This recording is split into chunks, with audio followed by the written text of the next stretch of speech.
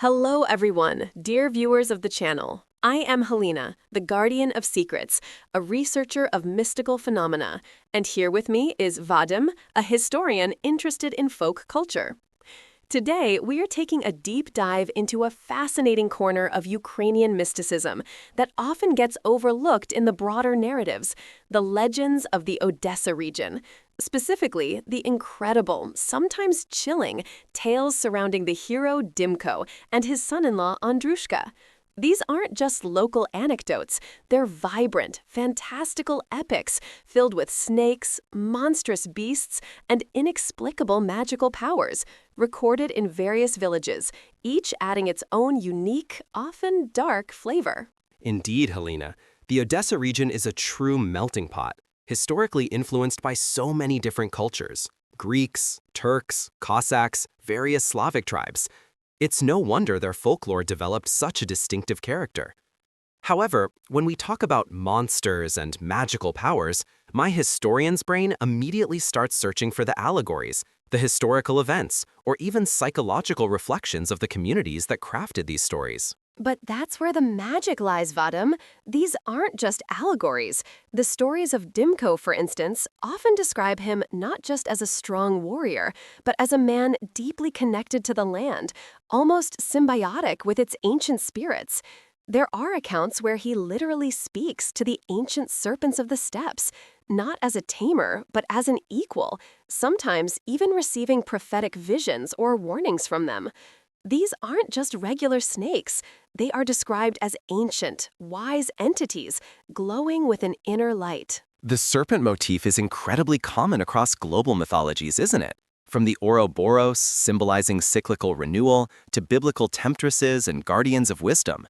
In many cultures, snakes represent chthonic forces, earth energy, healing, or even death and rebirth.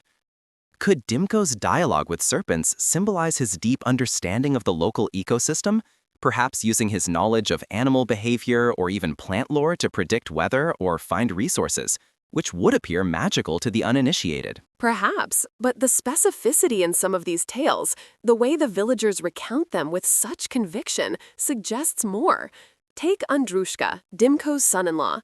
One widely circulated legend tells of him confronting a monstrous, many-headed creature emerging from a swamp near a village, terrorizing livestock and people.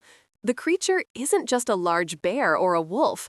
It's described with scales like iron, eyes like burning coals, and a stench that could sell a man. Andrushka defeats it not just with physical strength, but with an inherited amulet from Dymko, glowing with a protective light, and a chant passed down through generations. Imagine the scene: a desperate village, the terror in the air, and this young hero, armed with ancient magic, stepping forward to face something truly primal, something that seems to defy any rational explanation of the natural world. A compelling image, Helena. However, the monster emerging from the swamp is a classic trope. Swamps are often liminal spaces associated with danger, disease, and the unknown. Historically, many communities living near marshlands would have encountered large, aggressive animals, wild boars perhaps, even migrating predatory cats long extinct in the region, whose size and ferocity could easily be exaggerated into multi-headed beasts over generations of oral retelling. The iron scales could be tough hides, the burning eyes simply nocturnal glare. And the amulet and chant, those are powerful psychological tools, offering courage and focus, and fostering community belief in a protector. The power might have been in the belief itself, not in the object. But why that specific detail? Why the local insistence on the magical nature of the amulet, the idea that it contained a fragment of Dymko's own spirit? These stories are deeply intertwined with the identity of the people. Losing these narratives means losing a vital connection to their past, to their spiritual resilience. It's about preserving a specific kind of knowledge that our ancestors held about the unseen forces around us. The protective rituals surrounding childbirth or harvests in these villages are often said to derive their power from such legendary victories, like Andrushka's. And that's precisely where the cultural significance lies. These legends served a crucial societal function. They provided moral frameworks, explained the inexplicable, warned against real dangers, and fostered a sense of collective identity and shared heroism.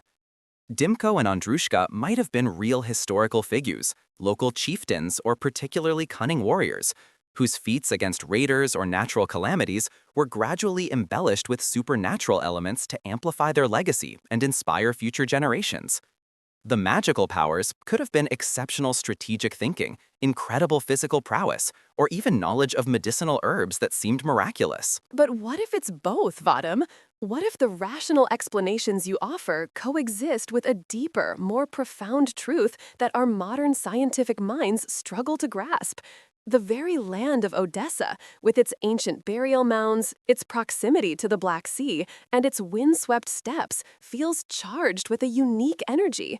These aren't just stories about the land, they are stories of the land, echoing its very soul. When I visit these villages, I feel a sense of something ancient stirring beneath the surface. We'd love to hear from our listeners. Have you visited places in Ukraine or elsewhere that gave you this profound sense of ancient energy or unseen forces? Share your experiences in the comments below. I appreciate that feeling, Helena. The power of place is undeniable, and our connection to landscapes is deeply ingrained. Geomythology, for instance, studies how geological features and events influence myths. A local sinkhole, a strange rock formation, or a particularly violent storm could all spark a legend about a monster's lair or a hero's struggle against elemental forces. For the people of Odessa, these stories would have been their indigenous science, their way of understanding and coping with their environment. But they also spoke of other realms. There are fragments of tales where Andrushka, after defeating a beast, is said to have glimpsed the pathways of the spirits, or to have been momentarily touched by the whispers of the ancestors. These aren't just metaphors for courage, they speak of an expanded perception, a thinning of the veil between worlds. It's about the innate human capacity to perceive beyond the obvious. And it's this perception, this human capacity for storytelling, for weaving meaning into existence, that makes these legends so enduring.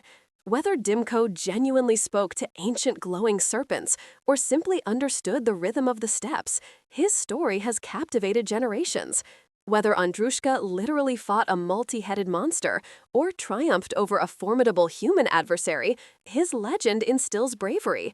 The magic, in my view, often lies in the human heart and mind, in our need to believe in something greater, something heroic, something that gives purpose to our struggles. And in doing so, we become part of the story ourselves. We connect to that ancient spirit, to the resilience and wisdom of our ancestors. These legends are not relics. They are living testaments to the enduring spirit of the Ukrainian people, a spirit that believes in overcoming darkness no matter how monstrous. If you're as fascinated by these hidden chapters of Ukrainian folklore as we are, make sure to subscribe to our channel and hit that notification bell so you don't miss our next journey into the mystical heart of our homeland.